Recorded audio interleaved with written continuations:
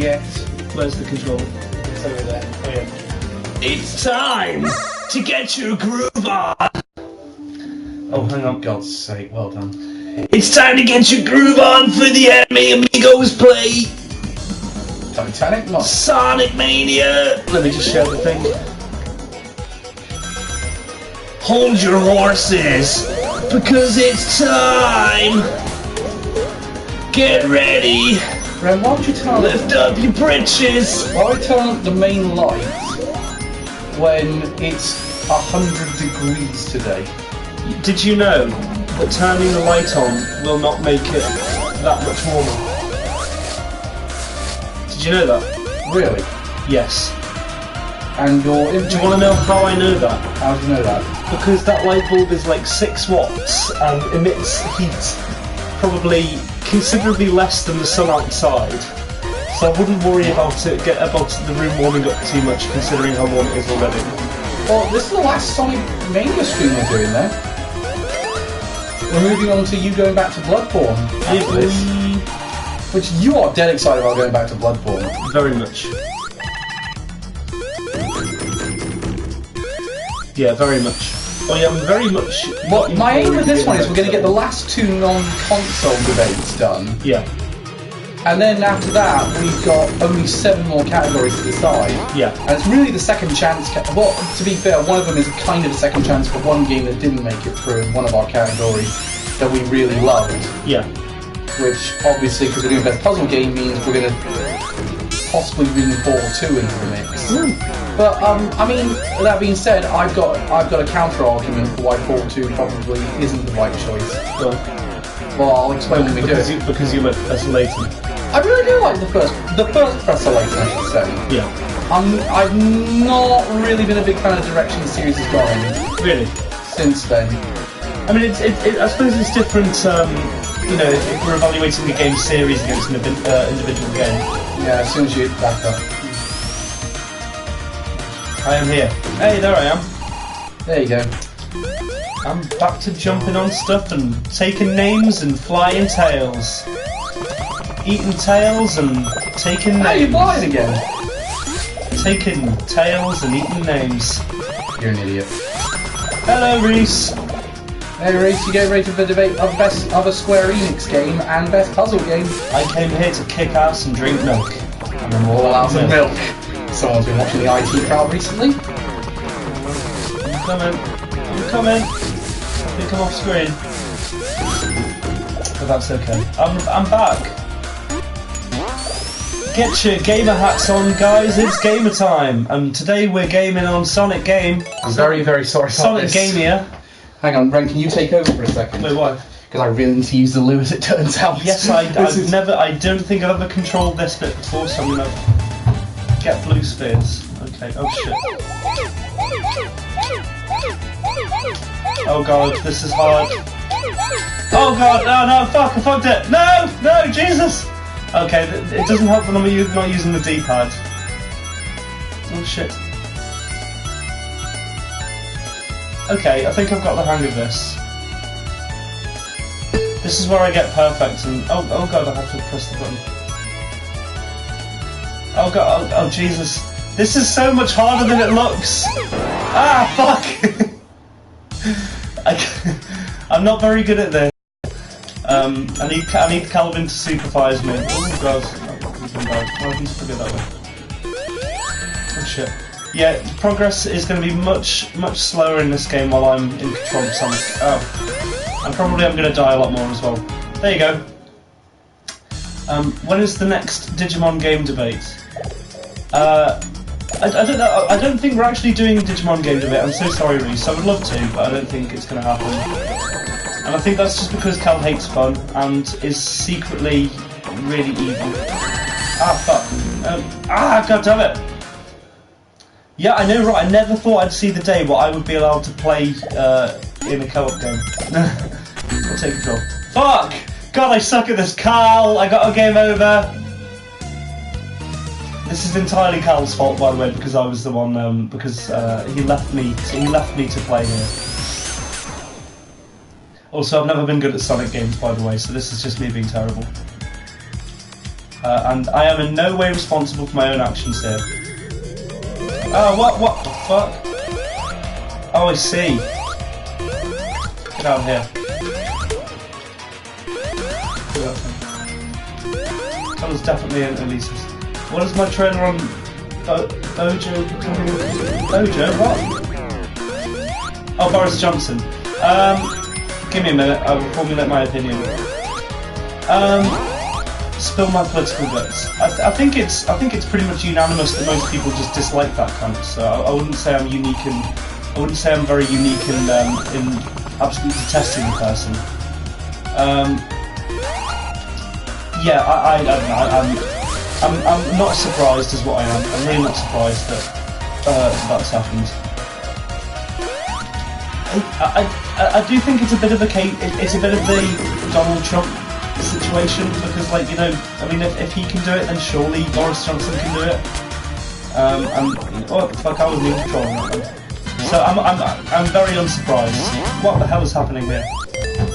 Don't think, Cal. Do it. Get blue space. Yes, I'm not very happy, basically. Adam's sorry, Jan is asking what your opinion on Boris Johnson becoming Prime Minister is. I prefer the idea of him taking it to Hunt. I've explained several times why I think Hunt would have been a more dangerous option. And why is that? Well, I think he's a lot more sinister.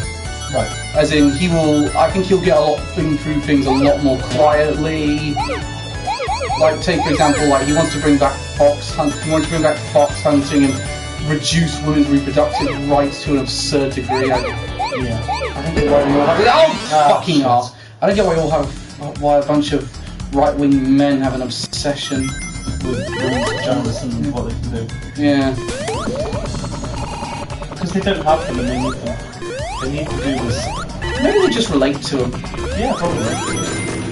Although that being said, I can imagine Boris Johnson. But that's an insult. That's an insult to them because they're much tougher than us. That's true. In every sense of the word. Like, I did hear something that said that men experience illness differently than women now. Yeah, because women get on with it in tough, we're useless when we get ill. That's probably it, to be fair. I remember that Alan Murray did a great stand where he said, men and women can never be equal because women are far superior to men in every way. Yeah, that's fair. So what's a man's best friend? A dog. Or a girl's best friend? Diamonds. Which one I'd rather have. That's a very good point, actually. Yeah, this is the worst one. Why do you remember these? I find these just completely indistinct. Is that something you're going to bring up when we debate Mania? What? No. Like, I was running a match in my head the other day. Yeah. Just saw Sonic Generations versus Sonic Mania versus Resident Evil 7 versus Pokemon Heart Gold and Soul Silver. Yeah. How would you vote in that one? What were the games? Pokemon Heart Gold and Soul Silver, Resident Evil 7, and Sonic Generations and Sonic Mania. I mean, I'd probably say Resident Evil 7 because that's the one game I know of those. You've been playing a bit of Mania as is. Yeah. I would just say I feel like I think Resident Evil 7 would probably win that one if that was the draw. Tracking. Incidentally, the draw is probably going to be the first stream we do in September. Yeah. Which I'm dead excited about that because we've been collecting up all these games but we haven't actually known who's going to be facing who. Yeah. You still have got money on. I'd say the two favourites to win, based on the conversation I've been having, are still Bloodborne and Halo 3 and Smash Bros. Ultimate. Really, Smash Bros. I just think Smash Bros. Ultimate, you could, especially if Elliot's in the debate. Yeah. Oh, fuck monkeys. I feel like Smash Ultimate could take the whole thing. Yeah, I think it probably could actually. I'd say it is a very good game to be fair. Pokemon is too basic of an RPG. Resi 7 lacks substance. This is where I died, by the way. And Mania is the best Sonic. Yeah, those are some interesting points, definitely. I feel like I'd vote for Mania on that one. Although that being said, I think I'd have to go by which game... Although I could, in theory, vote for Pokemon Heart Gold and Soul Silver, because I think out of all the Pokemon games, it's the one I've had the most... It was probably one of my most amazing Pokemon experiences. Yeah. I just had... it was a blast using... Oh, fuck, I forgot about the thing. Luckily we've got to continue if we die here. We've got one left, because I've got to get over. How did you... I am very bad at this game, Carl. I was only able to live for like 5 minutes! I know, that's the thing. Speaking of which, I apologise profusely about that. I don't know if Sonic isn't generally appealing enough of a subgenre to deserve the win there. Them fighting words, you realise who you're talking to, right?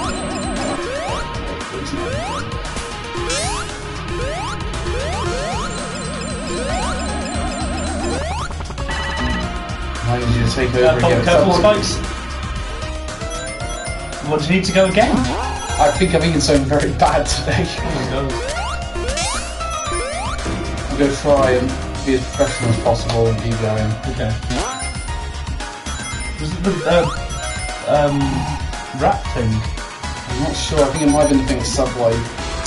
Yeah, I feel like Sonic, like watching this gameplay, there's a lot of innovation. I think it's basically just here's what the Genesis did. Yeah.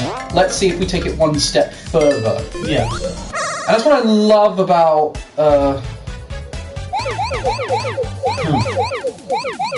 Adam asks if he's calling 2D platformers a niche genre. But like. This is why it's called Calvin and the Ren play. What? Why? Because you don't want other people's opinions. Right? No. No, it's just that I have a backup in case disaster happens. Yes. Oh, Adam, I watched the Broly movie, by the way. I think I mentioned this last week. It's really good. I disagree with the idea that Sonic is simply a 2D platformer, but I can see where you're coming from, Jan says. Yeah, no, I think it's I think all of those games are very worthy. That's the reason why we voted them through in various regards. I must be honest. I'm prepared myself for Sonic's not going past the first round.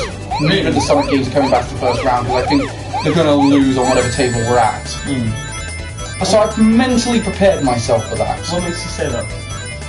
Well, you're not the biggest Sonic fan, and as much as Elliot likes Sonic, for example, if he's on a table, I feel like there's a bunch of games in here which he'll just instantly say, as much as I like Sonic, I'm going to vote for this. Yeah, probably. But that being said, then again, when I was thinking this, I thought, am I honestly going to vote for Sonic every time? Jeez, this is so hard to follow. See, again, it's because I've had years of doing this so I can follow it. I would find this so difficult. You've only got 3 left. There's 2 rings as well. Oh god, careful. Hey, well done! Oh, I got the gold. Nice one. Get the chaos! Oh no, you don't get the emerald in this one. No, the Chaos Emeralds are in those ones with the UFOs. Yeah, I don't have enough confidence in, confidence and knowledge in the Sonic series to say definitively if it deserves like a best game vote or something. But here's the thing though, I feel like we go on about, oh, this game can do all that business, like that's an extra life. Yeah, nice one. It's all well and good to say, oh, but at the end of the day, sometimes the best games are the proper simple ones. Like, I really like a tight, focused experience. Yeah.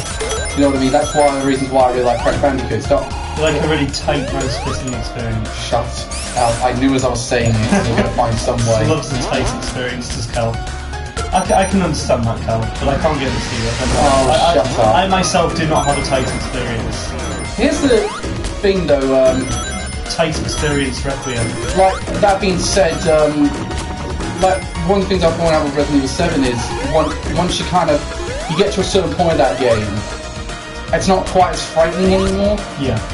Like, I think it's kind of when you get to the deck of that ship. It's when you get guns, to be honest, really. No. I think because the guns aren't as useful in that game. Yeah. As well. Like, this isn't one of the draws. I'm saying if this draw was made, I was talking in this one in my head the other day. And I think I probably would still vote Sonic Mania in that one. Really? Or Pokemon Heart Gold, Soul Silver. I think I'd actually want to see your guys react. Whoever I was at with. Yeah. I want to hear their arguments, because I think anyone can change my mind, but I feel like those two are the two that I'd most likely vote for.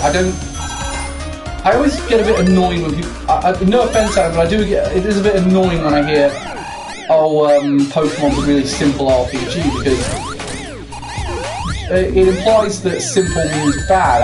I feel like Pokemon really sells itself so well. How the hell do you do this? What are you meant to aim at? The eye. Oh, okay. Let's get in the ring room. Oh, shit. You get the thing, I'll get the rings. Hang on. Oh, nice one, man. Oh, apparently I can just hit it with impunity. Yeah, you're immortal, man. Careful. I'll get the thing, you get the rings. Okay, go do it. Hey, no son. For the second form. Adam says, but if Sonic isn't a 2D platformer, what is it? Like, I'm confused at what you were implying, Sparkle. What the fuck?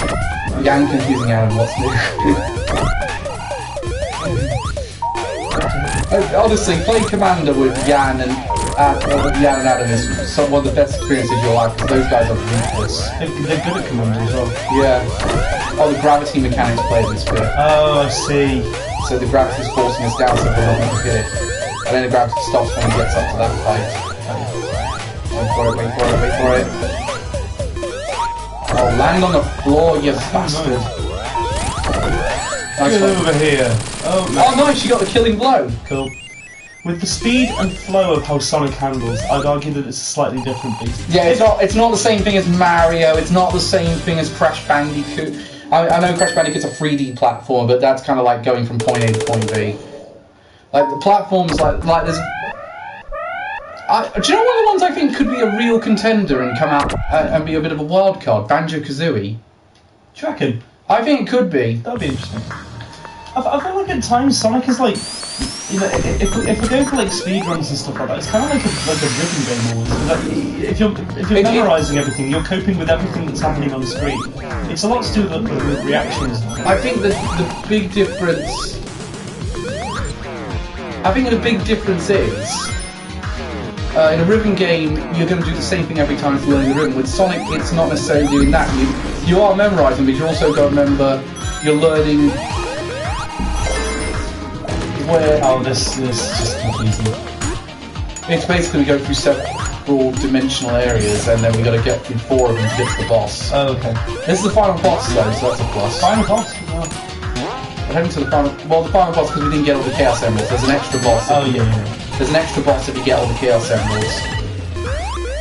Well, we can redo them for this stream, because we're going to need to make up time anyway. What we're doing is we're going to have a couple of debates in a bit. Oh yeah, of course. Oh, fuck donkeys! Oh, shit. Sorry, dude. Banjo is better than Sonic, though, in my opinion, not gonna lie, says Adam. That's a tough contest for me, actually. I think the lifelong Sonic fan in me just goes, no. But then my head's just saying, oh yeah, Banjo's pretty good. I don't know, I've not played enough either. Jan says, I would argue that the term action game is too large a category to quantify with. Devil May Cry being a spectacle fighter is more specifically. So do you mean like a subgenre within? Well, I think Sonic occupies its own subgenre within the 2D platform. Also because Sonic's had such contribution on gaming, it's been one of the biggest whatever you think of Sonic, past or present, it's been one of the biggest franchises in gaming. Yeah. There's a reason why Paramount paid a lot, and Sony paid a lot. Not Sony, Paramount paid a lot of money to get the license for the film. Yeah. It's like one of those things of going, say what you like, but that part is not a debate. Yeah. That's it. Fucking hell. It's annoying. It really is. We might just go to Encore mode and start some debates. I think that would be a good idea. Well, no, we're going to do the final boss. Well, I think we're going to continue, but I say the thing about the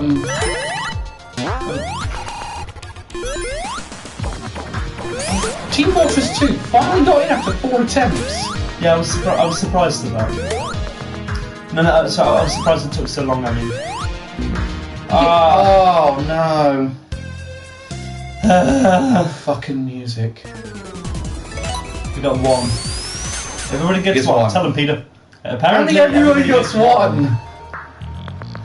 Spectacle is just as vague as action is broad. Yeah, no, I would describe Devil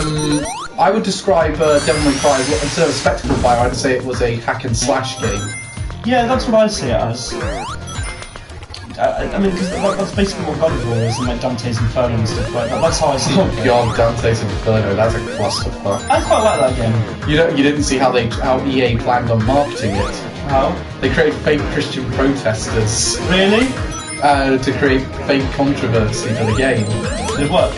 No, they got into serious trouble for it. That's quite funny. And then Kotaku also got in trouble because he basically said that, yeah, the marketing is insulting, but you're Christian, so you deserve it. No. Oh my god.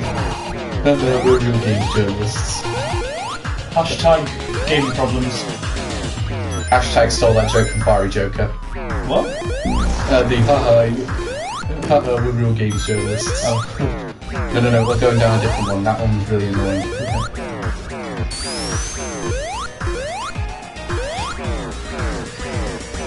But in God of War 4 you had hack and slash the whole time, so instead of hack and slash instead of action?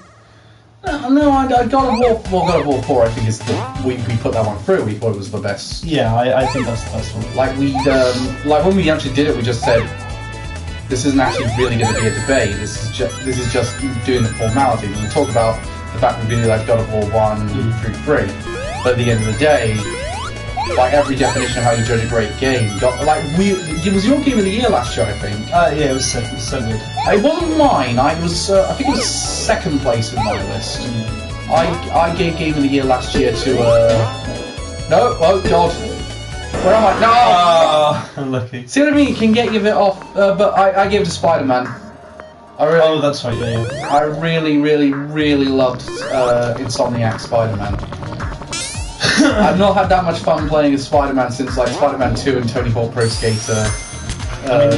I hate to inform you, but Tony Hawk's Pro Skater 2 is not a Spider-Man game. It is. So you can unlock Spider-Man. Oh, it doesn't count. How much fun? I'm still playing as Spider-Man, and that game makes you feel. What the fuck? That game makes you feel like you are Spider-Man. That's the other what they went on about on Madness when they debated like Tony Hawk's. Yeah, it keeps forcing you back until you get it. This is it. You are going to get it. But that's what they went on about after time they were debating Tony Hawk Pro Skater and facing games like CTR. Yeah. I actually was discussing this with Paul at the office party. Yeah. And we were saying how we vote in Crash Team Racing versus Tony Hawk Pro Skater 2. Right, I'm going to look up. So, which genre are we looking for, by the way, Jan? Because I'll look up the list now and I'll read it out on the screen, so we're both so we're all on the same page. But more to the point, I'd say, how would you vote if it was CTR versus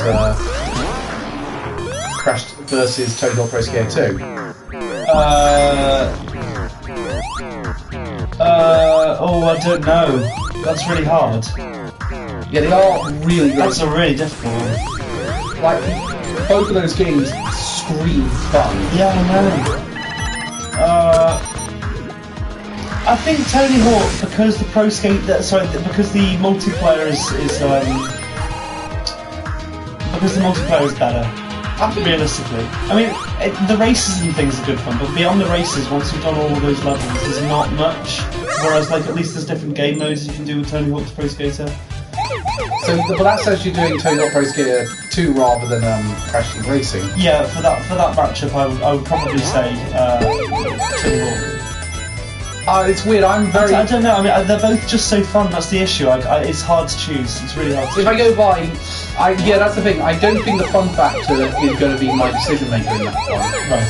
So I have to then go by which game I think is a bit more polished. And I feel in which case it's CTR. No, actually, I think it's Pro Skater 2. Really? Oh. Like, here's the thing, though.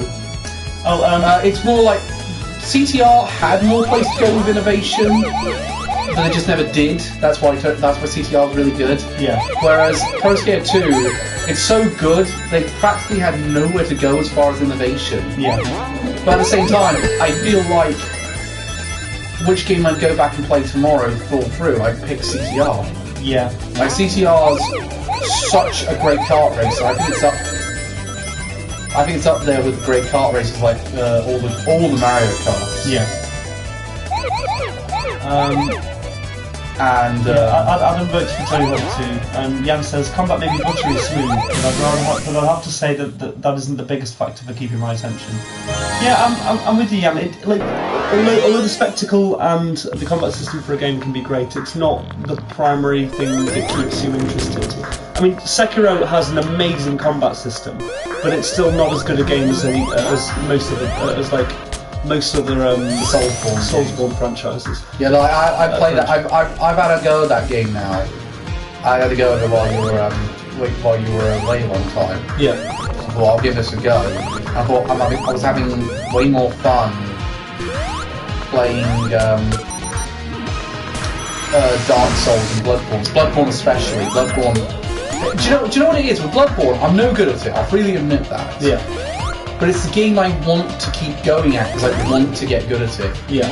Because I love the world, I love the soundtrack, I love all the bosses. Like I don't know what it is, but From Software really creates great worlds. Oh, absolutely they do. I didn't feel as much of that when I was playing Sekiro. I didn't feel like I wanted to get good at this game. No, I think in terms of the gameplay, in terms of the actual combat system, Sekiro is the one that you have to really practice to get good at. And once you're there, it feels amazing. But the thing is that, like, regardless of how good that combat system is, and it's fucking good. It's susceptible to cheeses, but like any Soulsborne game is. Would you take it over Bloodborne? I wouldn't take it over Bloodborne. No, I do think it's a very good game. I do think people were too harsh on it initially, and I do think that it's a very good game. I think it's probably below. I mean, I'm not bashing Dark Souls 2. I think it's probably above Dark Souls 2. Yeah, Dark Souls 2 has quite a bit wrong with it. I wouldn't say wrong. Again, I would say because it was very different than the first Dark Souls, I would say that I think that it ended up more as, you know, people used it as a bit of a scapegoat. They said, "Oh, this is poor game design because this is different and more difficult than Dark Souls." In the same way that they did for Sekiro, I think they're very comparable in that level. But which game would you take over the other one? You'd say Sekiro? Yeah, no, I'd say Sekiro over Dark Souls 2. Yeah. I also feel like this. I felt like the stealth aspect was a bit too hard. No, problem. In the sense of, I got spotted so much. And I felt like in a couple of occasions where I was doing what the game told me to do, to be really good at stealth, and I still lost quite badly. No, but the thing is, because you're stealthing, it's a different type of risk. You run the risk of being caught and being found. But if you're carrying out the stealth, you're doing it because it makes the rest of the game easier. I don't like the story of Sekiro that much. The story's great. I feel like the story of Sekiro, I preferred the vagueness of games like the Bloodborne and the Dark Souls. Well, it's an actual chronicle of this character's story. It's a different game. It's a different narrative form. It's a more traditional narrative form. I think it's a bit hard for me because I really liked all those sort of cryptic messages you got in Bloodborne and Dark Souls, and the whole thing you had to look into that lore to get a full grip of that world. Whereas I didn't like the fact Sekiro just laid it all there for you. But believe me, it is not nearly as flat as you're saying it is. It's flatter than Bloodborne and Dark Souls. No, I mean, that's because it's set in Japan. It's set in the real world, so it needs less fleshing out because it's actually, you know, it has the history. Yeah, it has the history. Like, you know, there's mythical aspects. But that being said, I don't think the history Madame Butterfly is a historical character. No, I mean, you know what I mean. It's set in the real world, so they don't need to flesh it out as much as they do with Bloodborne and Dark Souls. But Bloodborne, all you find out about is the city. You know, outside of Yharnam, there's fuck all basically, apart from the DLC. Can you find out a bit about You find out about who you're playing as? No, your character is just a stranger who's found himself in the city and picked the worst night of the year to go, and has got infected with some form of disease, and then has beast blood put inside them. Oh, you might want to get that. You've got no rings. No, it's not a ring. Oh god, is that? Outside of Yharnam, you don't really get much context. Whereas with Bloodborne, there's quite a few different factions at play. I mean Sekiro. Sorry, with Sekiro, rather.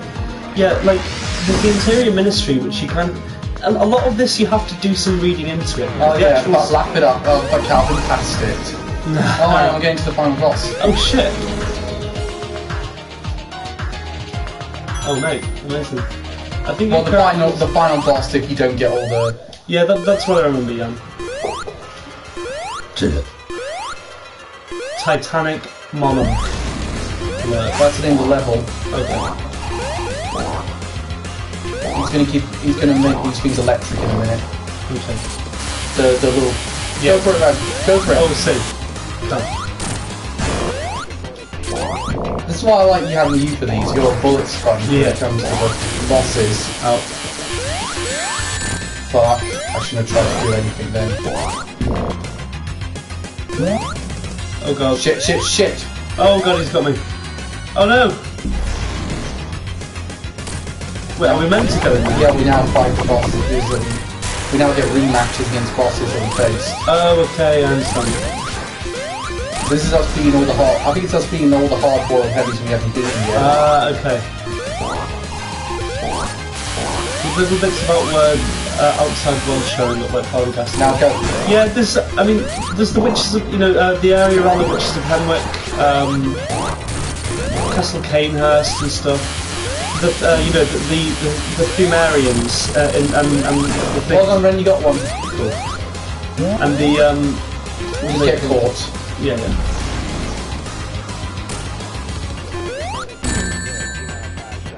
Yeah, the Fumarians and the what are they called? Oh, I get why they're called the hard-boiled heavies because the Eggman, right? Oh my god, it's taking me this long. Yeah, that just got me. So there's a lot of implied lore again, and a lot of stuff that you have to read into. Oh no, I lost all the rings! Ren, you are going to have to just go I'll try. For the boss each time. Oh god. I got him a couple of times there. It's going to be so difficult. Ow. Oh no! Oh fuck. Oh god, okay, we'll have to start this game.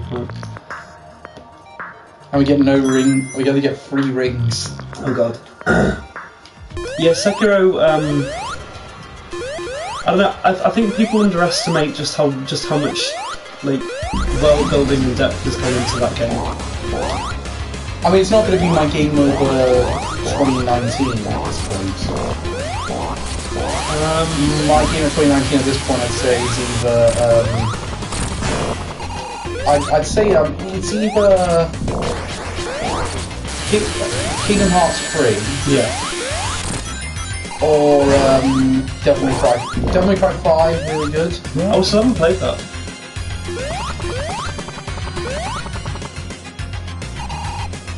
Is there a way we can avoid it? I don't think there is.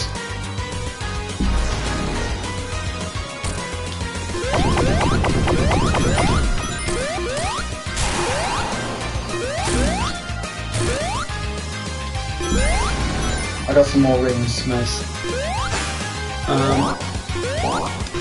Yeah, I don't know. I do think Bloodborne is a very, very good game, and I think it probably deserves more respect than it got. Which one? Dude, I mean Bloodborne, Sekiro. Sekiro, sorry. Because Bloodborne got tons of respect. Yeah, no, sorry, I mean Sekiro. Then go through him. You're gonna be much more than a vicinity. Yep. Just go straight in there.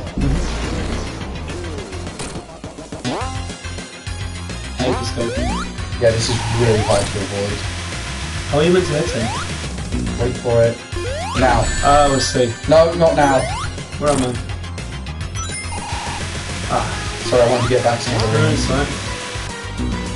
Wait for him to shoot off. Now. Oh no. I think we should just avoid placing that though.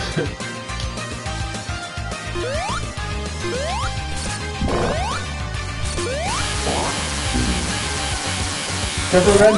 Yeah. Hey, we got two. We're down to...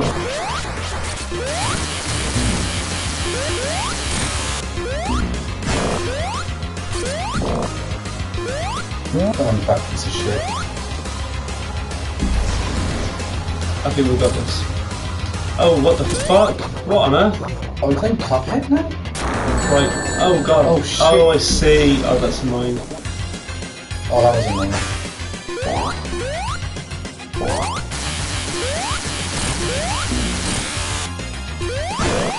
Ah. We've got one ring, so we have to be careful. That's why I'm letting you do most of the fighting at this point. Fair enough. Hi, Elliot. Hello, Elliot. I made him decide to be... I'd be tempted to call Apex Legends my game of the year so far. Ah, that makes me interested. CTR could potentially be a game of the year. Do you reckon? No, I'm enjoying that one. Oh. Okay, I'm bad at this.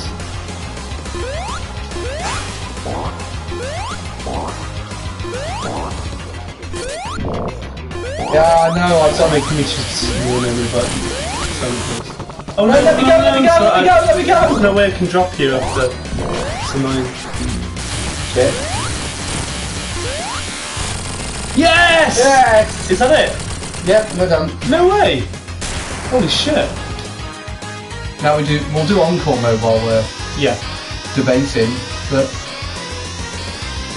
Which one do you want to do first? I do not mind. Let's do other Square Enix, because I know if we don't get... We'll do other Square Enix first, because I'll do the one that you're less involved in first. And Yeah, then... I don't know which Square Enix game. I don't think I've played many Square Enix games, to be honest with you, outside of Final Fantasy. And let me have a look. We're going to play encore mode. Jan says, might make a video survival guide from what I've learned playing Apex Legends. Yeah, I'm doing it. I'd be interested in watching that.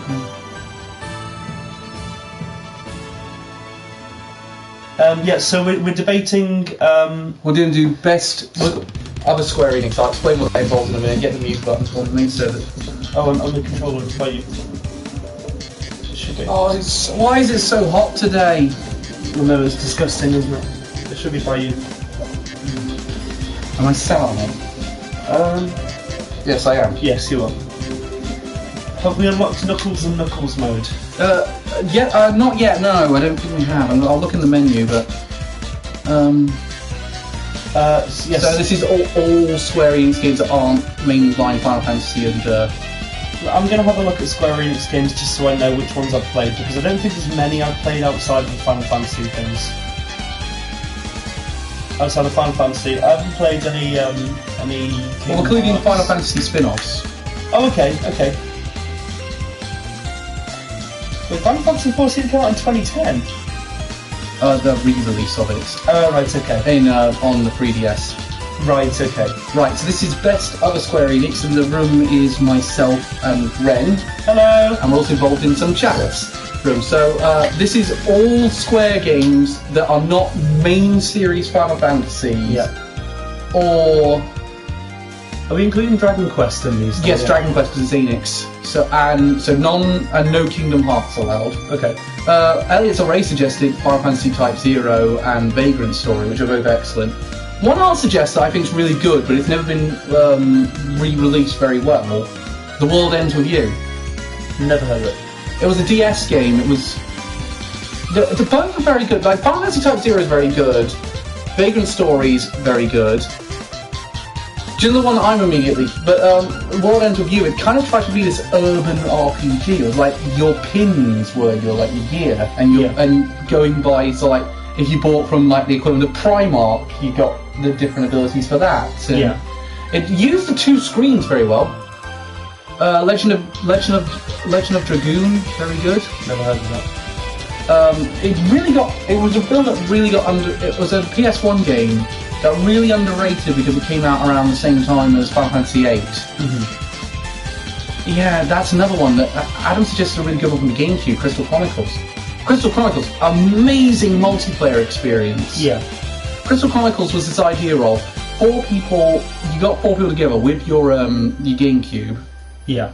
Everyone had a Game Boy Advance. You plugged it into the GameCube, and you all played co-op on the same map on the GameCube telly, but you all had individual quests on your Game Boy Advance. So you had to contribute to the team in some, and your team composition really meant something. Like you wanted your mates to pick this sort of character because they got that ability, and your backstory affected that ability. Yeah.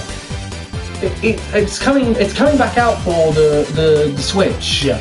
Which by the time this thing comes out, will have already been out. But it looks like it's going to be so much fun to do.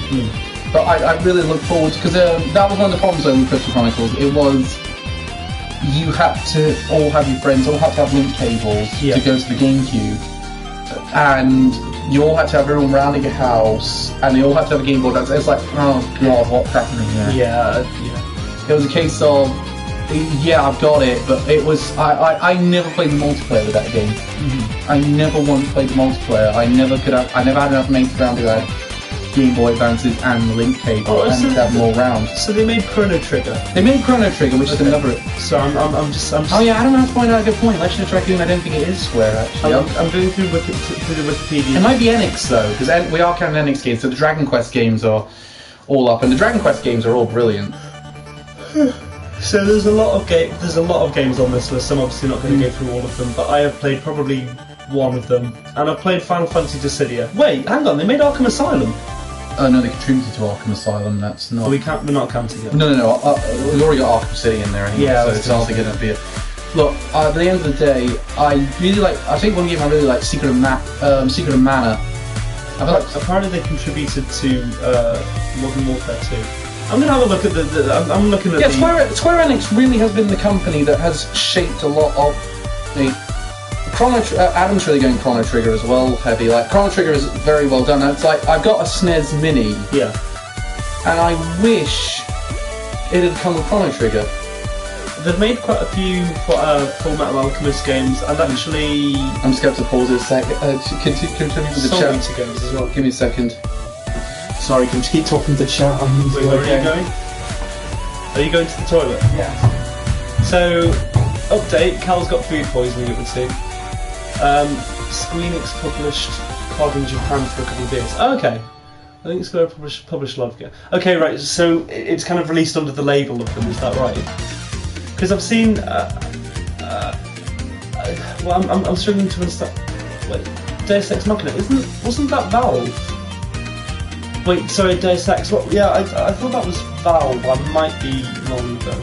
It may have been produced by Squeenix, as Jan's saying. I don't know. I'm so bad with game companies and games. I'm so surprised I've been allowed to join these debates because I have no experience compared to you guys. I'll continue looking through this list though. So apparently Snoopy DS, let's go and meet Snoopy and his friends, if anyone's played that. The Last Remnant. Oh yeah, Dissidia, yeah, I played that one. Space Invaders Extreme and Space Invaders Extreme 2, so that's going to be a pretty big one up there. Dragon Quest, yeah, Dragon Quest Wars, Blood of Bahamut, Mini Ninjas, if this is ringing any bells to anyone, not particularly for me. Yeah, hang on. Fexter Neo, Pony Friends 2. If you're looking at the wiki page for Squeenix games, you have to look at the developers. Right, okay, I understand. Is Hogan to wear his diaper for the vlog tomorrow if he's got food poisoning? No, actually, what I'm going to do is I've got a little jar that I shove up his anus, and I collect the poo, and I eat it later on. So he's not going to be wearing a nappy. He'll just have a jar up his bum.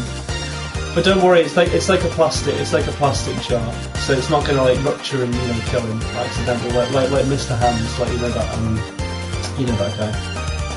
Near Automata. Oh, okay, that's I feel like, is that not already in the list? I feel like it's probably already in the list.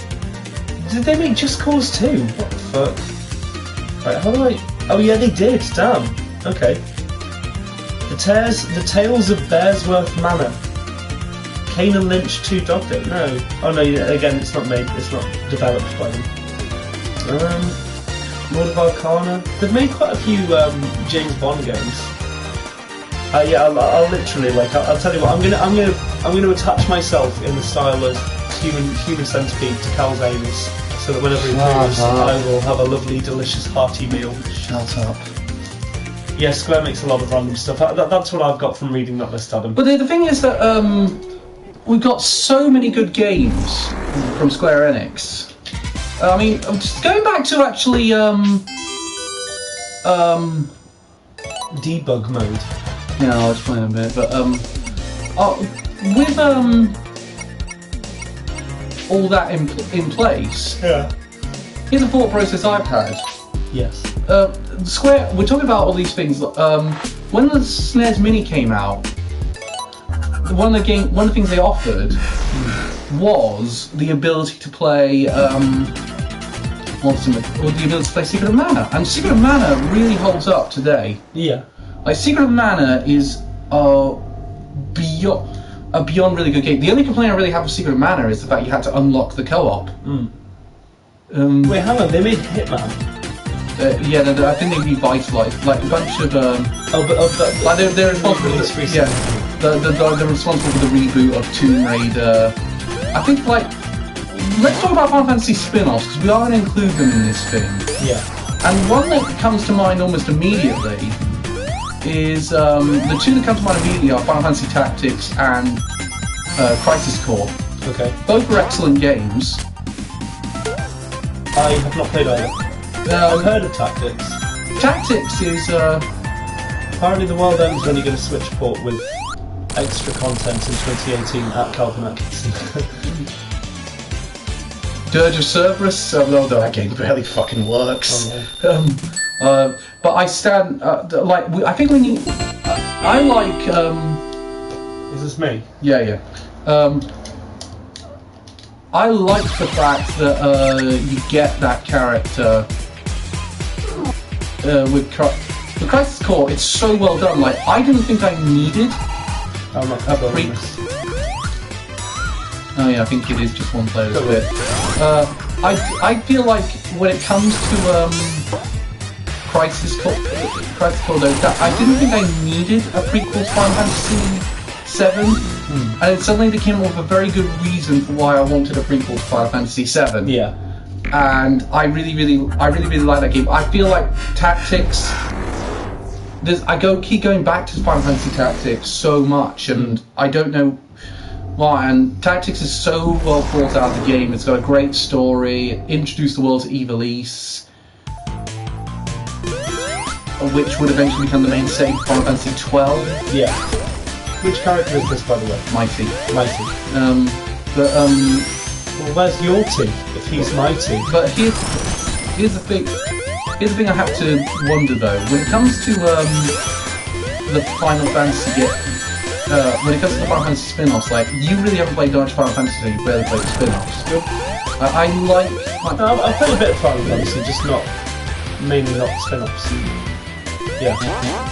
Well, is it with Final Fantasy? Is it? I really like a lot of the spin-offs, but they never felt like they put with those who feel accepted, they never felt like they put as much care. Yeah, I mean into those as they did the mainline series, and eventually because it was. I mean, that being said, they made the one that they aimed at the European market insanely easy.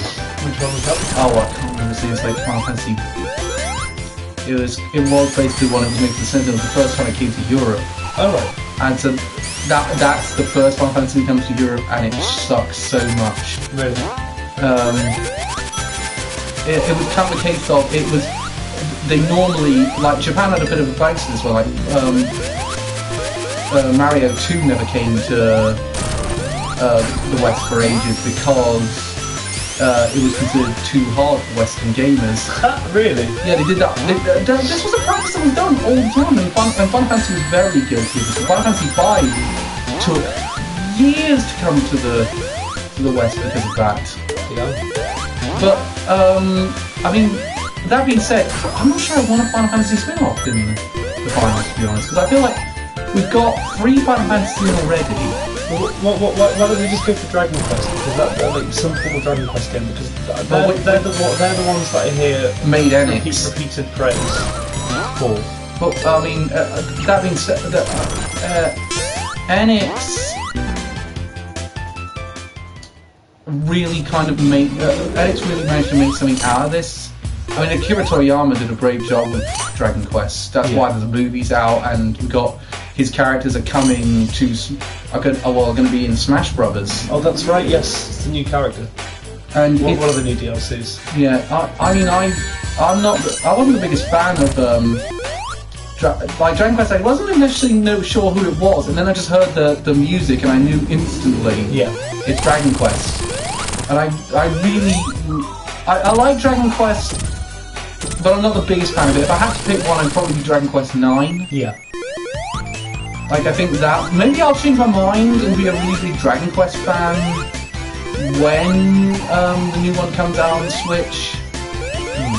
But for now, I'm not the biggest Dragon Quest fan. I just feel like the mechanics. I don't like the mechanics as much as other RPGs. I'm kind of someone who prefer. I don't know why. I think I prefer turn-based RPGs to the more action-heavy RPGs. Yeah, I'm with you on that one. But Dragon Quest 9 is very good, so I'll put Dragon Quest 9 forwards, and if we want to vote for it, then... Where's 10-2? 10-2 isn't a spin-off. Yes. No, it's considered alongside the main series most of the time. What about 13-2? Yes, but I fancy my sanity, so I don't want to ever play that game again. I'm surprised we're not counting 10-2. Even if not, okay, I'll count 10-2 under the condition that I get to now bash 10-2. Oh, go for it. I've not played that. The thing I hate about 10-2, and I really hate this about it, it's the completionist reward for it. And not the fact what you get, it's the fact of what you have to do to get it. To get 100%, you've got to jump through so many hoops to get all the individual bits involved. Yeah. And you've got to do it in some ways, and it's like, no one could figure that out without a guide. Like, and I've got to now do the game all over again, start from scratch, because I didn't do a mini game in a certain way I was supposed to. And then I've got another issue. Oh wait, what have I got to do now? Oh yeah, by the way, you've now got to play... By the way, if you want to get the true ending, the 100% ending, you've now got to make sure you don't miss a single line of dialogue. Right. And that's just fucking impossible. Oh, and I've got to play Blitzball again. I didn't like Blitzball the first time, and you managed to make it even worse in this game. The mini-games in Final Fantasy X-2 range from passable to just downright awful. That's pretty brutal. There's something I like about Final Fantasy X-2 is the job system and the main story, kind of the main gameplay, but I don't like the main story either. The main story just feels like it's tacked on, kind of ruins a lot of the goodwill that 10 brought up, especially with that ending. You would think after everything that happened in Final Fantasy X, the world would be a lot worse off. Yeah. Considering that virtually all the structures that had kept everything in place are now gone. Again, I don't want to give away what happens at the end of Final Fantasy X, even though I'm pretty sure most people know. No, we're outside of spoiler territory. It's all on YouTube now. But again, you've got a group that's now been the main villain group has been exposed. You would have thought that would cause a bit more chaos than it did, and now you've got new Yevon. Like, isn't that a little bit like being a neo-Nazi? Yeah. What are they trying to say? That Yevon wasn't that bad? Did 9 have a spin-off? 9 never had a spin-off, and I really wish it had, because 9 I think would have benefited greatly from the spin-off. That being said, 9 is my favourite Final Fantasy. I think, though, that being said, the one that's come to my head that I realise Reese hasn't brought up, Super Mario RPG. That's Square? Yeah, Square did develop that game. So it is up for this, and Super Mario RPG, really good game. Like, as much as I think the first 2 Paper Mario are better games than Super Mario RPG, I still go back to that game and I really enjoy it. I did say to Reese I'd give it another opportunity, so I'm going to put it forwards, but it's very well done. 10-2 story doesn't need to exist. It belittles one of the biggest parts of Tidus's character arc. Yeah, but that is another point. Though that being said, like the one thing that Tidus had going for him, which it wasn't that much in the first place, they kind of didn't butcher it. What is that? Well, if you go for the 100% ending, his sacrifice is kind of meaningless. Why? Well, because it doesn't. He's not sacrificed. He just comes back. Oh, is that what happens? Yeah, he just comes back to get 100%. Like, oh lol. What was the point of it being a big deal? Like that was a big I feel like this is something you have to. I know as part of the post-credit scene they were trying to fill in the post-credit scene at the end of 10. What was the post-credit scene? Well, it was the good ending of 10-2. Oh right, okay. Oh, so they do just end up back together. But that's my problem with it. It was kind of like, well, but 10 had such a really good ending. Like I'll say a lot. I've got a lot of problems with 10, but that's not one of them. 10 had a very good ending. Yeah. And 10-2 kind of shat on it. It was kind of like one of the things I like about Final Fantasy is they're not up until for a lot of the up until like 13, there was always consequence to what had happened. Like there was consequence. The world was never the same because of the events of the story. Well, surely if 10 had this post-credit scene that said, oh, Tidus survives, then surely it's. But it was more cryptic. No, but then surely 10-2 is just adding consistency to that. But no. I feel like I feel like we're getting off topic. This is totally a rant about 10-2. Yeah. Let's talk. I feel like Secret of Mana is my vote at the minute. Like Secret of Mana is so well thought out. So talk to me about Secret of Mana. Secret of Mana is basically like you get these 3 characters and they're exploring this world. It's a very simple Final Fantasy. It's kind of like developed to be this Final Fantasy. It is a bit of an action RPG, but it's very well designed. It brought in a lot of what made Dragon Quest really good. Yeah. Chrono Trigger's really good. As much as I like, Elliot's brought up saying, what about Chrono Trigger? I really like Chrono Trigger. Chrono Trigger definitely deserves a mention in this one, and I feel like it's going to win this vote. Like, I was actually thought it was missing from the SNES collection. Like, no, it is on the SNES collection. I'm just going to Google Chrono Trigger and find out that it's what I think it is. Because if it's that 2D fighter game... No, it's not. Hang on. It's a SNES game. It's not. But, Secret of Mana, it's like... that's not the game I think it is. You can have a great co-op experience with it. Admittedly, you have to unlock it, which is a bit annoying. Did Akira Toriyama do the art for that as well? Which one? Chrono Trigger? Yeah, no, he was involved in Chrono Trigger, yeah. How long did Squeenix have been working for? He was working there quite a while. He really was a big part of what made Enix at the time. And he was working for Square quite a bit. You really can't underestimate what Akira Toriyama brought to the world of it. Huge cultural significance. Cultural significance, yeah, but he's probably... If we want to we talk about sort of like great artists from various countries and great directors, Akira Toriyama really is one of Japan's biggest icons in that sense. But I feel like we have to kind of get around to the point of comparing these games. Like, as much as I like Chrono Trigger, I feel like Secret of Mana a little bit more of a focus. Like, we were talking about focus when we were on stream, and I feel like when it comes to focus, Secret of Mana, very focused game. Like, Chrono Trigger is very focused as well. But at the end of the day, I'm kind of going, yeah, but I'm not. I don't think it's quite as enjoyable experience as Chrono Trigger. I feel like Chrono Trigger has a few bits where I'm not having as much fun. Yeah. I'm kind of just grind. I feel like I'm level grinding a lot. Like I know grinding is a big part of RPGs, but I feel like Chrono Trigger there's a little bit more. Correct me if I'm wrong, Chow, on this one, but I feel like there's a little more grinding in Chrono Trigger, and it's a little more annoying than it was in Secret of Mana. I think Secret of Mana was a little better. The World Ends With You, I agree, is a very underrated game.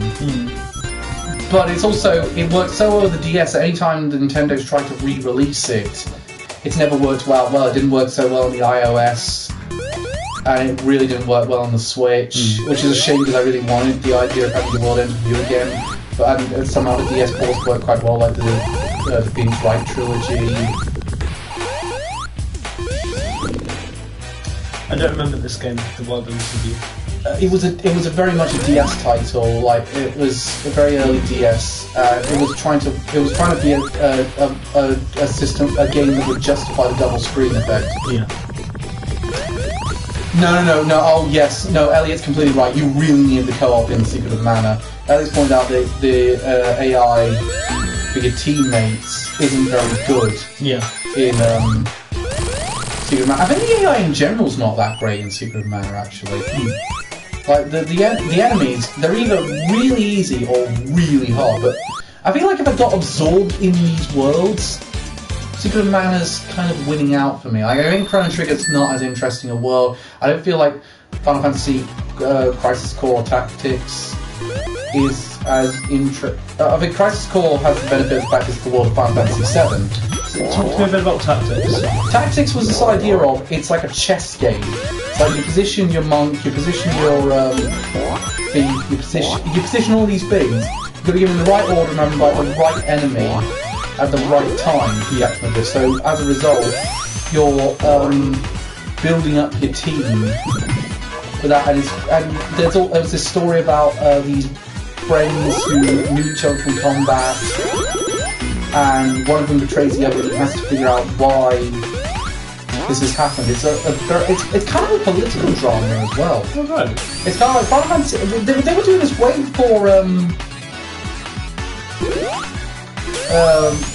It's kind of doing what Final Fantasy XII did well before Final Fantasy XII. I mean, arguably doing it better. Really? Like Tactics, I don't want to give too much credit to Pro Jared because I was Pro Jared, but I really, if there was one thing that he definitely did right, it was drawing all people's attention to Tactics, because it was a very underrated PS1 game, and I actually, do you know what, I think I'm ready to vote.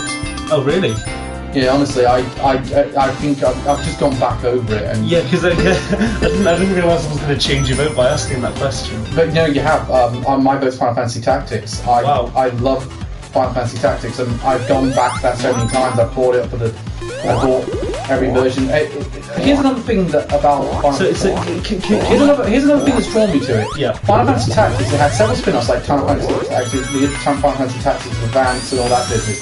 They were never as good as the original Final Fantasy Tactics, and they never quite no matter how technically good they were, you know when you've gone to a game series, to a new entry in a game series, and you think, I know on a lot of levels this is technically better than the last game, but I don't feel like I'm enjoying it as much as the last game. Yeah. That's my vote. That's my thoughts with any time I play a new Final Fantasy Tactics game. It's just, I don't like this as much as the original PS1 game. And that's if you're gonna play it, play the iOS version or the PSP version, because it's got the updated cutscenes that are really good. So Ren, I know this is a tough one, but have you got a vote?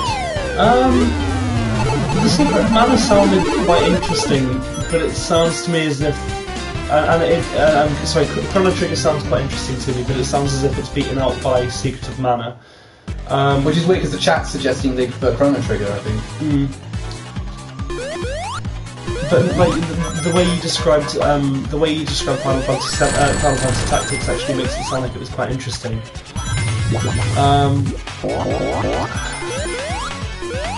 I don't know. I'm going to go with Secret of Mana just to balance things out because I feel like I don't know enough about these ones. Okay, so you're going to Secret of Mana. So we'll give a bit for Adam, Jan, Reese, and Elliot too. Which one are you guys voting for then? Because of how good I've heard it here, and because of how ironic it is, I'm going to vote for Chrono Trigger. So Elliot's voting Chrono Trigger. So at the minute, Adam and Jan and Reese could really change this one. Elliot says that he disagrees about Final Fantasy XII and similar stories because Final Fantasy XII's main story is about breaking away from fate and forging new ones. Yeah, but I think a more sense of Final Fantasy had never tried. Well, the point I was trying to make with that was Final Fantasy never tried to do a political drama up to that point. I think Tactics gave them the go-ahead to say that was workable, and they knew 12 was going to be set in the world of Invalise, which is one of the few worlds they've gone back to on several occasions, even though they've never quite stated how all these different Invalises, how all these different versions of Invalise are connected. They've said they are connected. They've just not mentioned how. Wait, in what worlds? Sorry, in which games have they been back to Ivalice? Final Fantasy Tactics, Tactics Advance. They didn't have a couple of other tactics games. And Final Fantasy 12. Oh, so all the tactics games are set in Ivalice? Yes, but they're not quite connected. Right. Okay. As in, it's kind of a case of so for example, I reckon there's some sort of dream science and things like that behind it. But anyone else got a vote before Chrono Trigger? Gan's abstaining.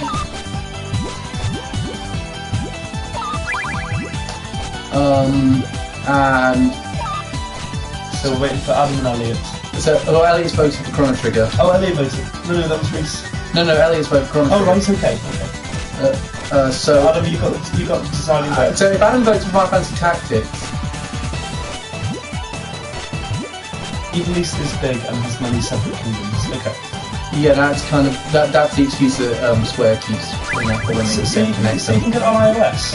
Yeah, you can get it on iOS. It's a very good version of it. It's based on the PSP version, which is again another excellent port of the game.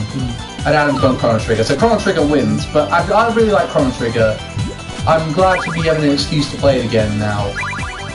But I would have liked. But I'm glad I got a chance to gush about Final Fantasy Tactics. Yeah. Because it didn't make it into PlayStation 1 Madness because Gerard the Completionist was the only one that played it, and they didn't have Pro Jared at the time, which is the only reason I could still watch it. Okay, so let's move on to Best Puzzle Game. Okay, well this is going to be difficult because I've played about 3.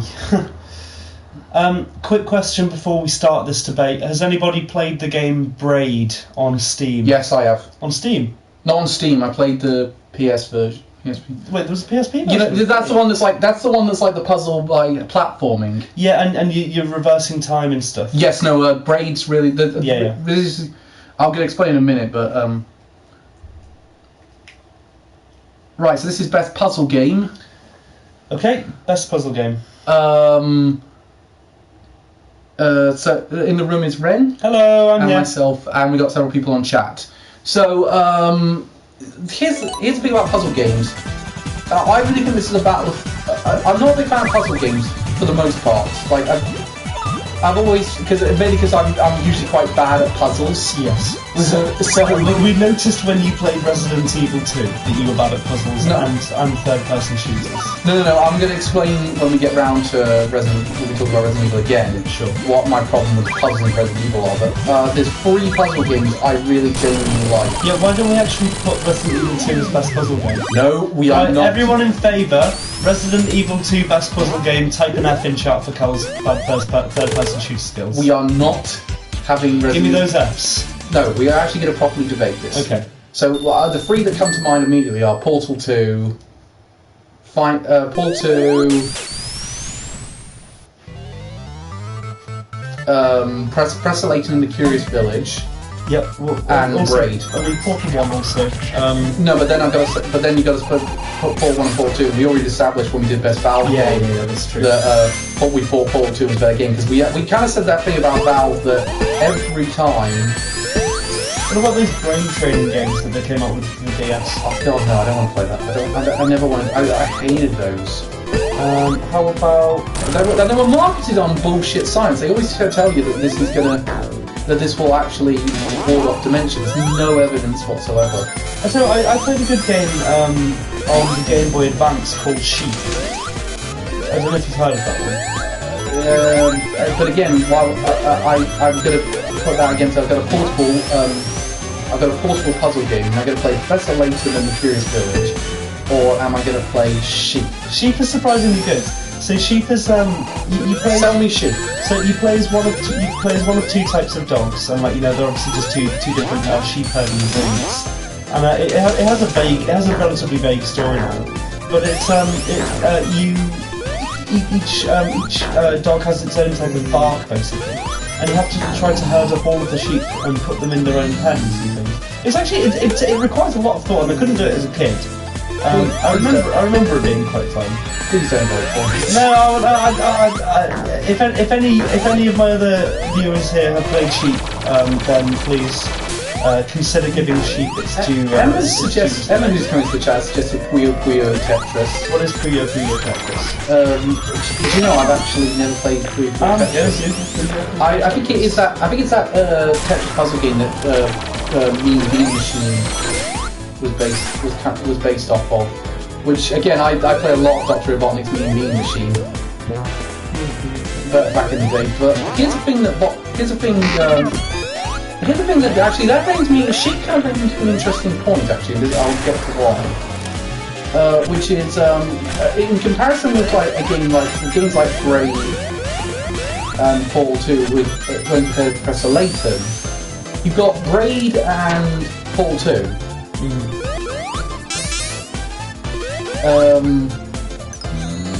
You've got Braid and Portal 2. Yeah. Which are both the same puzzle. No. They're kind of like, it's not exactly the same puzzle over there again, but it's the same. You've got the same basic idea. It's like the ball cannons. You're using the ball cannons to solve the rest. You're using the time trap to solve the puzzle. And whereas in Braid you use the time mechanics. Whereas Professor Layton, the puzzles are a little bit easy. You could mention the puzzles have a lot of different types of tasks. Like this one's a maths one, this one's a visual one, this one's to do with. But then are we also including those point-and-click detective games then as well? Because there's a shitload of them that we need to take into consideration. No, I'm not going to say the point-and-click ones for that. And the reason I'm saying Professor Layton is it's so puzzle-focused. It's like you click on a character and they'll say, "Oh, I've got a puzzle for you." And only some. And to be fair, with Professor Layton, what I like about it is most of the really hard puzzles are not the ones you have to solve to continue the story. Like that's something they didn't get right with the later games, but with the first game, they're very smart in saying, we've got this story we want to tell, we want to make sure everyone gets to see that story. Don't make the really hard puzzles the ones that the player has to solve. Yeah. And the cutscenes in Professor Layton are so good. For a DS title, it looks like a cartoon you can watch on the television. Does Papers, Please count? I think, well, I'll count it for now.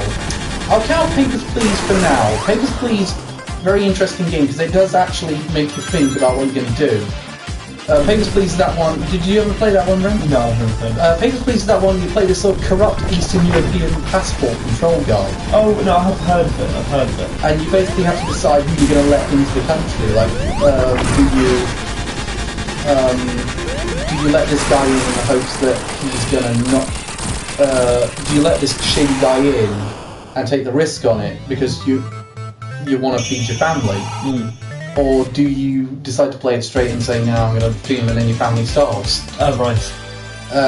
It's an interesting sort of mix, but going back to Professor Layton though, have you ever seen the cutscenes for the original game? No. It's so good. Like this is like. I've got to say, TV level graphic. I've got to say, the animation in Sheep was pretty good. Red, shut up. Hey, don't bash Sheep. You're not Welsh. That joke's going to be immortal now. Anyway, Emma was suggesting Pandora's Box over The Curious Village. I like Pandora's Box a lot for various reasons, but I feel like Curious Village for me is the one that it struck the right balance. All the things. I feel like the other Layton games didn't strike a very good balance of gameplay and puzzles. And also they tried to introduce the player games definitely also introduce loads of gameplay elements where I go, I don't need this in a Layton game. I just want to wander around, I want to solve puzzles. I was on those puzzles for days sometimes. There was one genuinely took me a day and a half to solve it, and I was so aggravated myself when I didn't get it, which was, it said a rat's in a cage and it produces this many young, and then that doubles after this day and this day by this many days. How many young will have had? And I thought, I've done this right. I've done the maths in my head. I've used the working out thing. I don't see how this is wrong. I just tried total combinations. And then I just thought, and then I sort of half realised, I wrote down 1, and it was right. Because what it turned out is, well, how can a rat produce young if there's only 1 in there? Oh, well. And I was like, why did it take me a day and a half to solve this? See, there are parts of Portal that I go back to. My friend actually completed the game for me when I thought Dan said that Portal is more story focused compared to Tetris, but I feel like Portal puzzles do start to grate on me toward the end. Yeah, no. The Portal. We kind of addressed this when we did. I think we kind of addressed this when we did Best Battle game. Well, when Sean turned up. That's the thing. It's the game's gimmick. It's the gimmick, obviously, to have physics-based puzzles, you know, which is literally the point of the game. But then, as you said, Jan, it can become quite tiresome. It does feel like you're doing the exact same puzzle but with a different sort of variant. I mean, you still get huge satisfaction from having done it, but you know, it is that kind of, you know, you are effectively doing the same thing over and over again. So it's whether you want the more complete story elements or, you know, do you want polished gameplay, basically? Are there any puzzles in Professor Layton games that feel bullshit or, you know, that feel tiresome? There's quite the first game doesn't have as many, but the later games have a lot. Okay. In fact, they actually didn't get much of they actually didn't get much better up to that point, because they kind of had this attitude of, we're gonna, again, one of the things I like about Professor Layton is the storyline, because it has a really great storyline about you are in this very weird village. The people don't make a whole lot of sense because they all like to give you puzzles, and you're there to find this treasure for this family called the Golden Apple. And the twist they actually bring on it, about what the Golden Apple is, how it affects everything, and it actually comes up with a very good reason for why all the, like, this is something the other games didn't have. The other games didn't have, why is everyone so obsessed with puzzles? And the first one really comes up with a very good one. Brief explanation, which I won't go into details, but the explanation of why everyone's so puzzle obsessed is great. I mean, it's kind of like a Yu-Gi-Oh argument then, isn't it? Like, everybody just plays Yu-Gi-Oh because why not?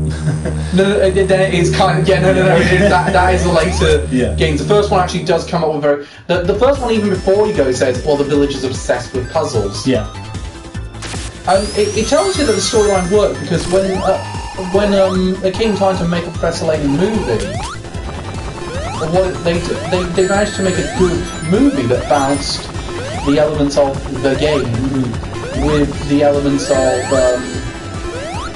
the storylines, and the storyline works really well. Seriously, go and watch that film; it's so great. See, the thing about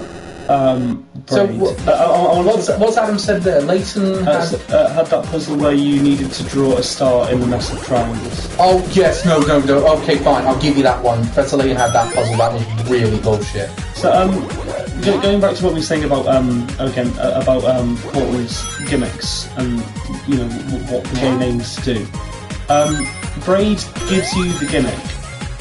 Yeah, it gives you the idea of what you have to do. It incorporates all of these different time travel or time manipulation puzzles or techniques, and then you have to kind of incorporate that into some sort of answer for the question which the puzzle poses you. It's really difficult to get to figure it out the first couple of times, and once you understand the mechanics of it, and once you've seen a couple of examples, it becomes a lot easier. I had to look at guides to actually finish it, but when you got the puzzles yourself, it felt amazing, and it was challenging enough and unique enough that you didn't feel cheated out of it. You actually felt constantly challenged by it, basically. I'd say Professor Layton has that effect, and Portal 2 to a certain extent definitely has that. Yeah, no, the thing is, with Portal 2, you're getting a more complete game. You're getting the game with characters, more fleshed out characters, fleshed out worlds. Again, that's the difference between the humour, the history.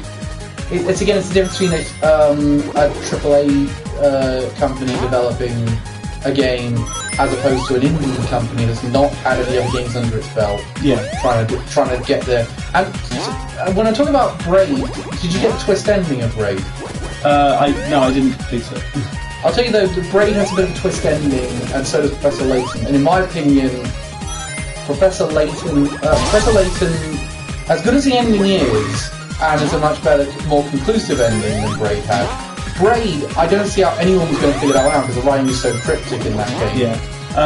Jan is putting forward Zero Escape Virtue's Last Reward. Now, I haven't played this game, so I don't know anything about it. So you're going to have to fill me in, Jan. To be honest, I haven't played it either. You're going to have to give us some details. It'll have to be in multiple messages because you know what YouTube's like.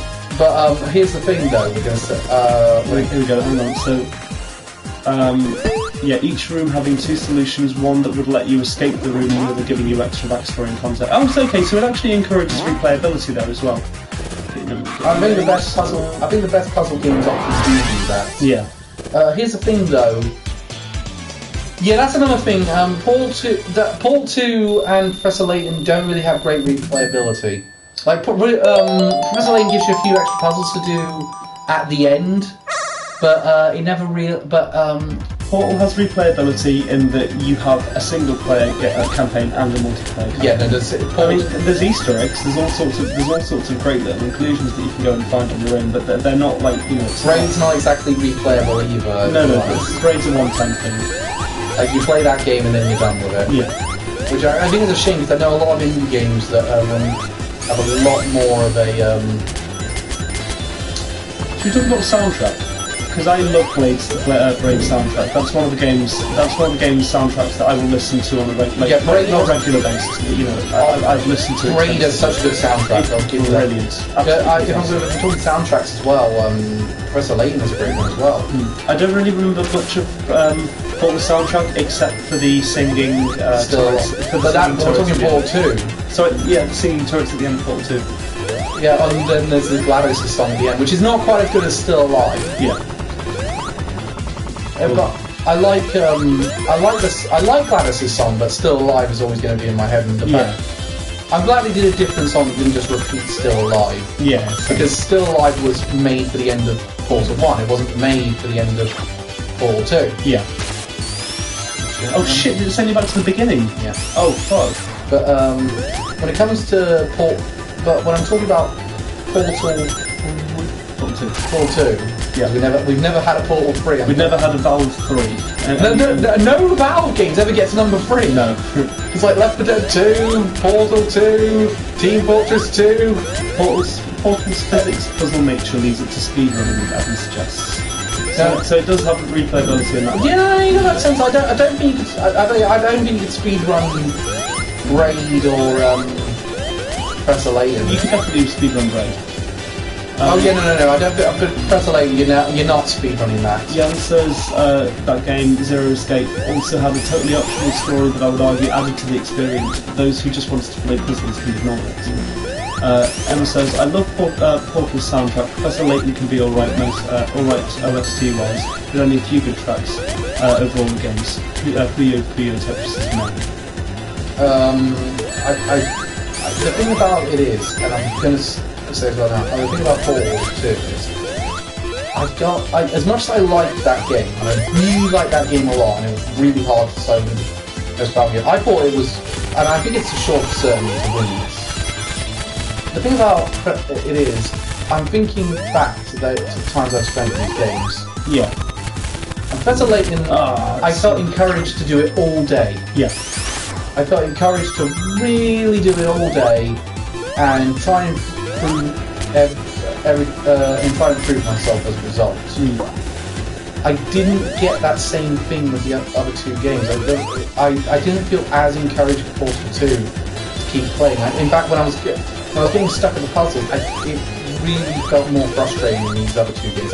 Braid, here's the thing. My attitude is, a puzzle game should be, you feel ashamed to look up a guide. Yeah. I think the better puzzle games are, the more ashamed you are to look up a guide. And I felt like with all of these, I was a bit ashamed looking up in Portal 2, but not as ashamed as I was any time I looked up how to do a puzzle in Professor Layton. And to such an extent, after the first 2 times I did it, I never did it again. Because I wanted to solve it myself. I wanted to prove I was able to do it. I never looked up. I never did it again after that. So that's one of the reasons why I think Professor Layton is my favourite out of this bunch. Whereas, I'm guessing you're going to vote for either Braid or Portal 2. No, dude, I'm voting for Shoot. No, Braid. No, I'm not. So I want you to. So. Did you not have a DS? Is that the real reason? I never had a DS, so I never played many of those games. Yeah. So what is it? So Elliot's playing Portal 2. I think there's. I can't really deny it. I'm trying to come up with reasons for the games, but I do think that Portal 2 is far and away. It's great physics-based puzzles. It's not just like in the puzzle game aspect. It's as a game itself. It's just fucking great. Honestly, like you can play that game, and even if you're only playing it the once, you still have a fantastic experience from it. Like no other game is like it. No other game is going to give you another experience like Portal. And the first Portal was a really great experience, and then they refined it. Yeah, exactly. Reese's Home Portal 2. I'm going to vote. I'm still going to vote Professor Layton, even though I know my vote doesn't count at this point because Portal 2 just won this. Well, not necessarily. Well, no, because you, Reese, and Elliot have all voted for it. So it's Portal 2. So Portal 2 is winning. Well, we're still going to get the other guys votes. But I'm guessing Jan's voting 0. Unless Jan. No, but even then, I think the puzzles are really good. They're not. They're still very challenging. They're still very unique. They may not be like the best, the most aha kind of moment, but they're still incredibly good. Emma votes Portal 2. Yeah, Portal 2 won it. Yeah, I do think it's probably the best game among them. And we're talking game in the enjoyable gameplay sense. Not the gameplay of these other games is not enjoyable, but the most. I will stand by my opinion that I really, really like Professor Layton. I mean, I'd be more tempted to play it now, because of your views. But that being said, I really hope Professor Layton comes to the Switch at some point because it feels like he was a thing Nintendo was really gunning for him. Yeah. And then he suddenly just dropped it out of nowhere. And I think it's a real shame because there's so much you can do with Professor Layton. I think the Switch. Why don't we get him to Smash? Do you know what? I'm not even joking. I genuinely would like that. What's the wormhole game? Oh, sorry, you mean Portal. Okay. Look, let's okay, so I've voted for Portal 2. Everyone except me vote for Portal 2. Yeah, hasn't voted Portal 2 yet. We're still waiting on his answer, which will probably be Portal 2. Well, it's one, no matter what he says. Yeah, but I'd be interested to hear.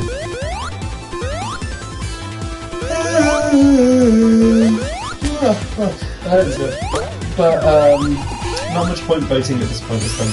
But even then, yeah. Well, let's call it Portal 2 one. Okay, well, Portal 2 one. Well done. Right, so we have now. How many now do we have? Well, wasn't it 55 today, so 57? 57. So we're down to the final 7 games. Amazing. We've got, so it's, yeah, only 7 more games to go until we've got all 64, and then we're going to commence with the I'm sweating more than a married man in a strip club. That's fair. No, I'm just terrible today. I've been up and down all over the place. It has been awful. I'm not looking forward to walking in tomorrow. So you don't have to walk. Why not get a taxi in and then walk back? Well, no, I've got a camera equipment, so I'm going to use it. Is there a list of 57 games that have won so far somewhere? Cal's got the list. I've got the list on my phone. I haven't written them down yet, but if you're on my... So anyway, if you give them to me, I'll upload them as a doc on the Facebook page, so that we can not right this second, but I'll give you the no, but I can tell you what's your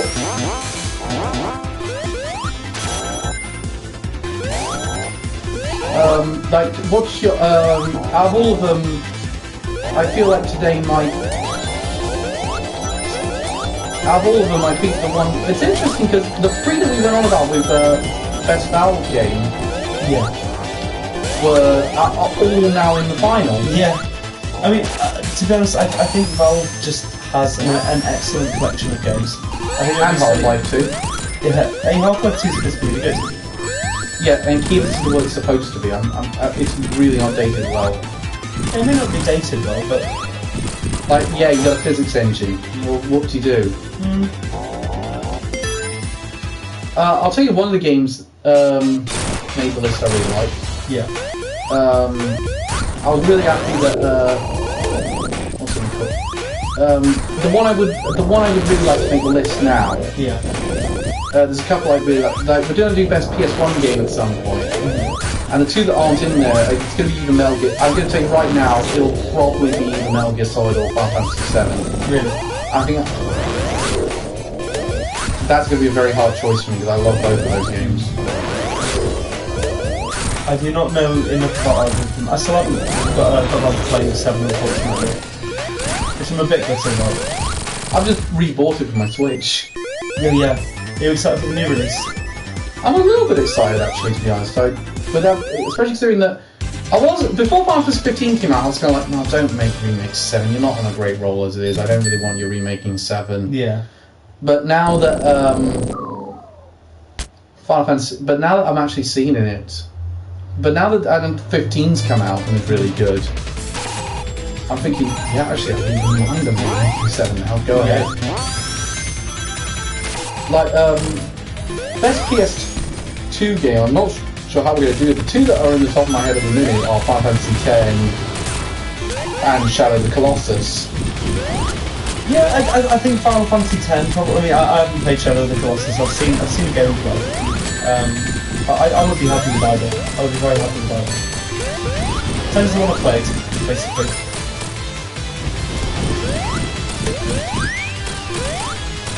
What I like about its Encore mode, basically you get all the characters that have lives. Knuckles just feels like the best choice, to be honest. Because he can glide, he can climb up walls. Yeah, but that's why he's kind of the hard mode of the game. Why is he hard? Because his routes are designed to be a bit more challenging, and he doesn't do like one boss fights. Oh right, I see. Because I thought that his abilities seemed the best. Yeah, the abilities are really good, but they sort of deliberately nerfed him so that he doesn't get overpowered. Oh, right, like okay. Tails is the one you play very easy. Yeah. Knuckles is the one you play if you want a bit of a challenge with his roots. Because he doesn't.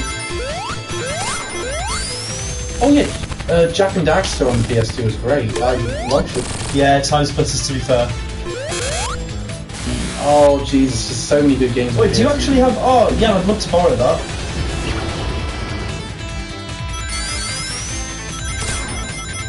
Yeah, the I need to go to the PS4 version. Did they add anything else? Did they add any new Colossi? No, they didn't, but as far as I can tell, but they did change the control scheme up. Oh really? But they offer you the old one if you want it. What were the differences? I can't remember exactly, but it was a bit. The controls of Shadow Cross are a little bit funny. I actually think the new ones are a little bit. I've heard the new ones are a little bit better. Yeah. What's the yellow guy's name and power? Oh, that's Ray the Fox. Okay. He does a sort of like a glide like that. Oh, what? That's quite cool. I don't think all foxes can do that though. I'll be honest. No, he's flying squirrel. Sorry. Okay. Ratchet 3 is not good in comparison to 2 or Gladiator. Thoughts? I mean, Elliot already hates me enough as is because I've made him choose between the silent voice and the all hate. Yeah. I mean, I expect him just to introduce himself more and just go, Yeah, so for the context, the vlog that we're filming tomorrow, Adam and Jan, is going to be a silent voice versus your name. And if you've seen neither of those, you should definitely watch both of them because they're I love both of those. really good. Summer anime that we'd recommend. We might not have time tomorrow to talk about the summer anime we're really recommending. Yeah. So, what's really been impressing you at the minute, then? Fire Force, it's great. Vinland Saga, amazing. Fire Force comes back. It will. I'm not entirely convinced it will. I think it might. I think that honestly, Game Production's going to forget about it and just put it to one side. I think they have to come back by the end of this weekend. Yeah. I think if they go any longer, they've killed whatever momentum that show could have had. And it's not going to be able to compete with My Hero Academia unless it's had that massive head start. Yeah. And it's going to have to compete with My Hero Academia because it is going to be a 2-part series and come around in fall. Yeah, JoJo's as well, to be fair. Yeah, you need to catch up on JoJo's. I've started the catch-up process actually. I'm on episode 30. I've just did up to episode 32, so I'm going to, because they're doing the 1 hour finale this That's weekend. right, yes. I'm very excited. And it's time to break out, break. Here's the thing though. You know when I said I wasn't a big fan of the JoJo I still stand by there's no bad JoJo OPs. Yeah. I actually think I've changed my mind about the weakest one. I don't think it's part 2 anymore. No, but you were wrong about part 2 anyway. I think the weakest one. This guy thinks the Bloody Stream was the worst JoJo OP. This guy. I've changed Can I get a? I now would say if someone asked me. Part 5-2. Part 5-2. It's just not that great. I don't like part 4-2. I don't like part 4-2 either. Actually, I'll give you that one. Wait, Chase. Which one's Chase? That's part 4-2. Yeah, I don't. Another chase, yeah. Yeah. Yeah, I'm exactly the same with you, John. I think the Bloody Stream is one of the best. I stand by that. My favourites though are part 1. Yeah. And part 3-2.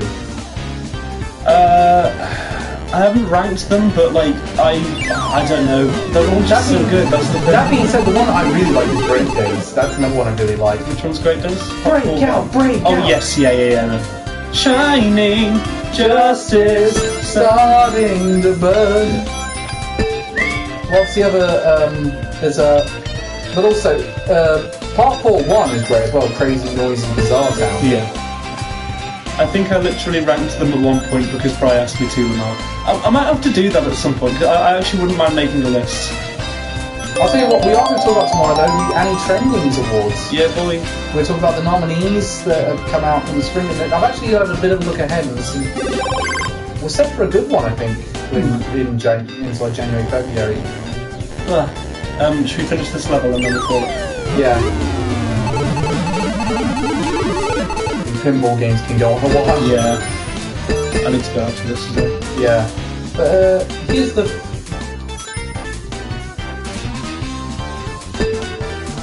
I'm ashamed to what that the only anime I've been watching... admit that the only anime I've been watching is Yu-Gi-Oh! Rangers.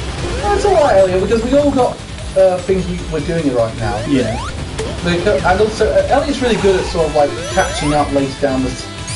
Yeah, binging is definitely one of your strong points, Elliot. Elliot's very good at binge watching, so he's going to definitely catch up pretty well.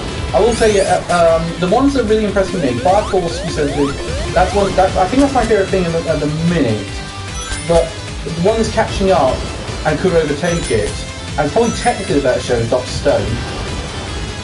Loved the last 2 episodes. I really like Dr. Stone. I just think it's so obnoxious that like the guy has E=mc² written on his jacket, and the fact that that reaction face in episode 3, and the fact that like a teenager is able to fully beat off a pride of lions.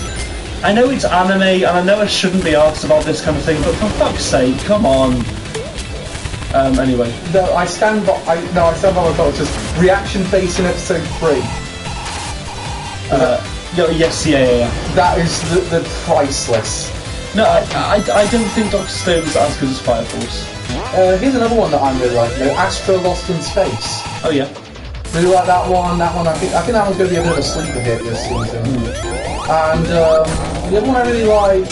Yeah, literally. Yeah, Dr. Stone's hair absolutely is like that. I had your side. Good morning, world. Top 3 OPs from me: Fighting Gold, Breakdown, and Bloody Stream. Bottom 3: Chase, Stand Proud. Interesting. What? Jan, wait, hang on. Jan, that's not okay. No. Just say Sonic Mania Sadame is among your worst. No. That's literally not okay. No. You're doing that on purpose. Why is that your worst? It's not his worst. Chase is worst. Oh, okay. But why don't you like Sonic Mania Sadame? No. Here's the other one I've been but the other one I've been really liking is I've seriously been enjoying the second half of Fruit Baskets. Is Stand Proud part 5 too? Not gonna lie, things are very close to that point, and I haven't considered 5-2 yet. I was gonna say yeah, because I think 5-2 should at the very least push out Sonic Mania Sadame. And 5-2 was still not that bad of an OP. Rank the best villain OPs then, because I know there's only 3 of them, but rank them. We haven't had that, as far as I can tell. Maybe we'll have it. I'm telling you, part 5. Yeah, we'll have it. It's still there. I love the one in part 3. Yeah, part 3 is so good. Because it was the first time they did it, and it was like. I think it's one of the few times I've seen that in anime. Like I don't. They actually did. No, they did it in a race. Oh really? Episode 11's OP is. I won't give it away, but it does a really clever thing with this OP. Okay, that's great. But it is kind of like the. It's not exactly the same as the JoJo villain, but it kind of feels a bit like a villain OP. Yeah. Also, there's the clear best ED, Freaking You. I don't remember that one. Oh yeah, Yuki's brother. He's fucking hilarious. Yuki's brother in Fruits Basket. Oh yeah. I'll tell you one that I am also. One that I was really enjoying, but the last episode really put has really put a questionable storyline in there.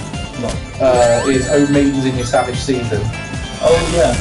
Episode 3 had a weird episode. Was really weird. I mean, I like the main storyline, but what they're going with the sub one, I'm very concerned that it might not stay on my list forever. Yeah.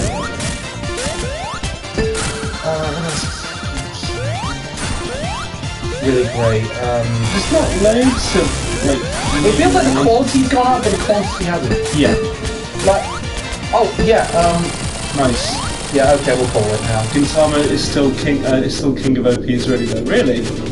Full Metal Alchemist Brotherhood. There's not a bad OP in the bunch. No, that's true. And even the weakest one is really good. I would say My Hero Academia, but OP3. No, OP2. OP2. Wait, which is the one that I was taking the piss out of? OP2. Yeah, it's OP2. Okay, thanks for joining us, guys. Thank you very much for joining us. We're not back next week. Yes, no, because we're going to Vakken. But we will be back. Hang on, turn this off. Yeah, so because we go off air. What happens? Yeah, because we're going on. Yeah, we're going to Vakken next week, so we won't be here. But we'll be back in 2 weeks' time when Ren's on Bloodborne again. Yeah, boy, and you're going to see me rage. Well, probably not rage, but you know. See you next time, guys. See you later, guys. Bye.